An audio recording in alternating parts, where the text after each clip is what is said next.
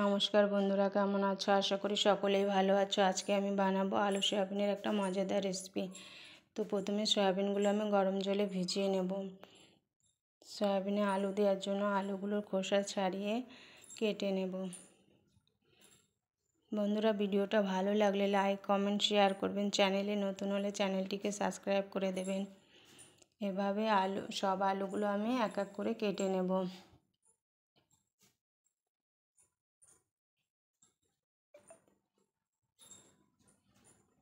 বন্ধুরা, আমার যদি কোথাও বলতে ভুল হয় তাহলে ক্ষমা করে দেবেন।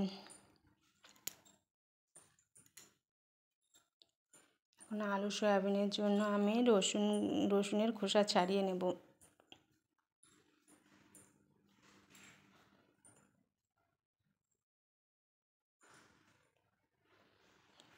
আমি দুটো মিডিয়াম সাইজের পেঁয়াজ নিয়েছি। পেঁয়াজ দুটোর খোসা ছাড়িয়ে জল দিয়ে ধুয়ে নেব।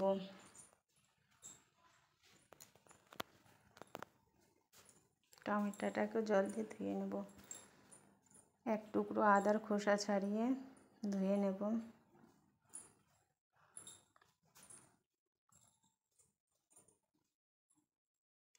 খোসা ছাড়িয়ে রাখা রসুনগুলো ভালো করে ধুয়ে নেব।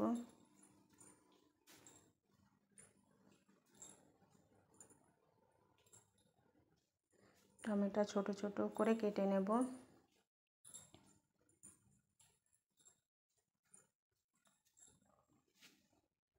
পেঁয়াজ দুটোকে কুচিয়ে নেব।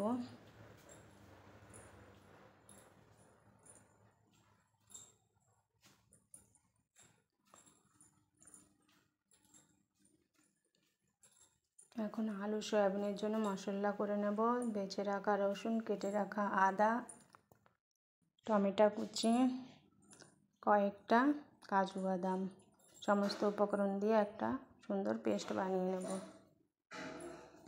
ভিজিয়ে রাখা সয়াবিনগুলো 2-3 বার জল বদলে বদলে আমি ধুয়ে পরিষ্কার করে নেব।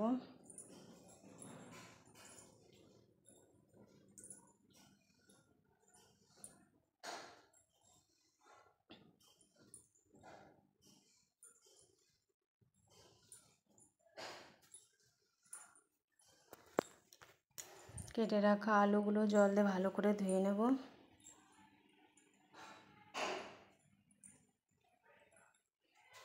দেখো বন্ধুরা, আলু সয়াবিন ধোয়া হয়ে গেছে। এখন আমি আলুগুলো ভেজে নেব। সেই জন্য কড়াইতে তেল দিয়ে দিয়েছি। তেলে সামান্য পরিমাণে হলুদ দিয়ে আলুগুলো ভেজে নেব। আলুগুলোর কালার চেঞ্জ না হওয়া পর্যন্ত ভাজতে থাকবো। দেখো বন্ধুরা, আলুটা আমার ভাজা হয়ে গেছে। এখন তুলে নেব। ওই তেলে আমি সয়াবিনগুলো ভেজে নেব।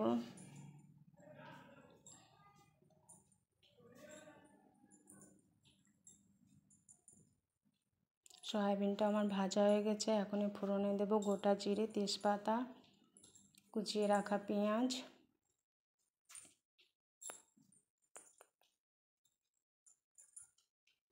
বেটে রাখা মশলাটা দিয়ে দেব।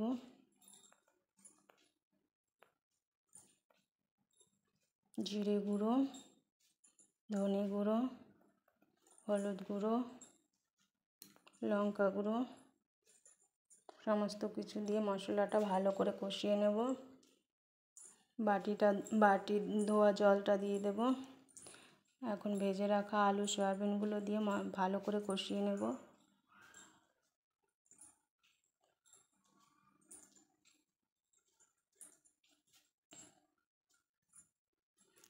বন্ধুরা, আমার কষানো হয়ে গেছে। এখন গরম করে রাখা জল দিয়ে দেব। স্বাদ অনুসারে লবণ।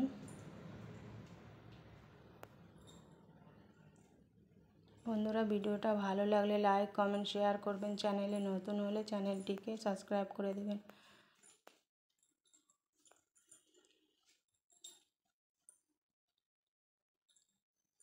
দেখো বন্ধু, সবজিটা আমার হয়ে এসছে। এখন গরম মশলা গুঁড়ো দিয়ে নামিয়ে নেব। বন্ধুরা, ভিডিওটা ভালো লাগলে আপনারাও বাড়িতে বানিয়ে খেয়ে দেখবেন, খুবই ভালো লাগে। এখন সবজিটা আমি নামিয়ে নেব। আজকের মতো এখানেই শেষ করছি। দেখা হবে অন্য কোনো ভিডিওতে। নমস্কার বন্ধুরা।